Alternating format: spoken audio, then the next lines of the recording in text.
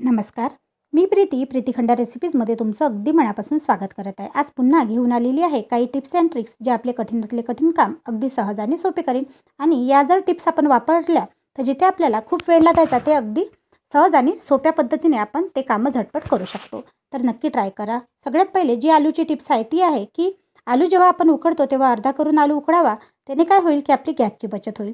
दुसरं म्हणजे तो आलू जेव्हा आपण शिलतो किंवा त्याच्यावरचे जेव्हा साल काढतो ते तसे काढायला गेलं तर खूप वेळ लागतो. म्हणून इथे एक झारा घ्यायचा आहे आणि झारा घेऊन आपल्याला त्याच्यावर असा आलू हा दाबायचा आहे. दाबल्याने काय होतं की त्याचे साल अलगद असे वर येतात आणि आपले जिथे आपल्याला 5 ते 10 मिनिट त्या आलूचे साल काढायला लागतात तिथे अगदी झटपट 2 ते 3 मिनिटात आपण हे करू शकतो. नक्की ट्राय करा.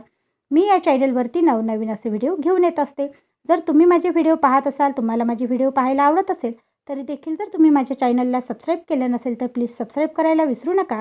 आणि हो, तुम्ही हा व्हिडिओ कुठून पाहता ते मला कमेंट करून कळवायला विसरू नका, कारण की जेणेकरून मला माहीत पडते की माझा हा व्हिडिओ कुठपर्यंत पोचलेला आहे.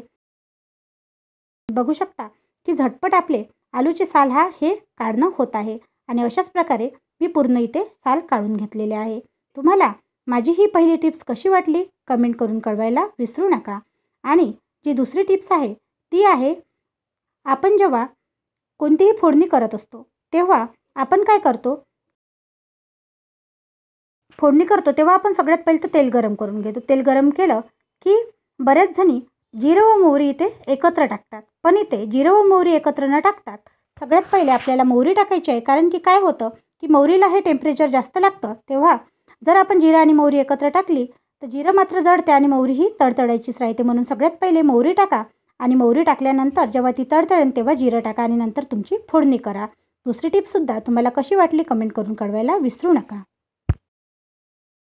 इथे बघा आपली जी तिसरी टिप्स आहे ती आहे चपात्या करण्याबद्दल. आता बऱ्याच नवीन शिकणाऱ्यांना चपात्या जमत नाही किंवा जर महिला गावाला गेल्या तर पुरुषांनासुद्धा ही टिप्स नक्कीच कामी पडेल. म्हणून आपल्याला काय करायचं आहे की एक पोळीचा जो उंडा असते किंवा चपातीचा जो उंडा असते तो असा पन्नीत ठेवायचा आहे आणि एका प्लेटने त्याला छान असा प्रेस करायचा आहे. उंडा जर थोडा नरम असेल तर पोळी अगदी झटपट छोट्या छोट्या पोळ्या आपण नक्की करू शकतो. नक्की ट्राय करा.